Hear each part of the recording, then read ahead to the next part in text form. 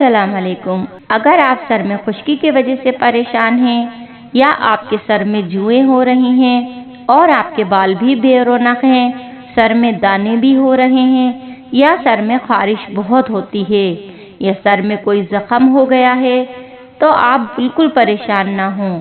हम आपके लिए लाए हैं एक बहुत अच्छा शैम्पू।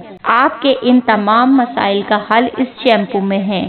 तो वीडियो शुरू करने से पहले आपसे गुजारिश है कि मेरी वीडियो को लाइक और शेयर कीजिएगा और मुझे सपोर्ट करने के लिए मेरे चैनल को सब्सक्राइब कीजिएगा। तो चलिए आज मैं आपको ये शैम्पू बनाने का तरीका सिखाती हूँ, क्योंकि ये मैं अपने घर में भी बनाती हूँ शैम्पू और सेल भी करती हूँ। तो आज मैं आप लोगों के साथ भी शेयर कर रही हूँ। तो इसके लिए आपको चाहिए नीम के कुछ पत्ते और नीम की निमोलियाँ, ये जो छोटी छोटी सी होती हैं निमोलियाँ हरी हरी सी, ये आपको चाहिए। आंवला, रीठा, सिकाकाई और प्याज के बीज। इन सब चीज़ों को एक पानी में डालकर अच्छे तरीके से पका लीजिए। पकाने के बाद इसको ब्लेंड कर लीजिए और इसका अर्क छान कर निकाल लीजिए। जब इसका अर्क निकल जाए तो इसमें एलोवेरा जेल डालिए।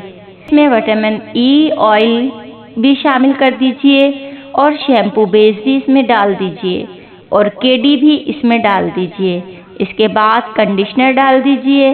अलसी का जेल मिलाकर इसमें मिला लीजिए और 2 दिन के लिए रख दीजिए।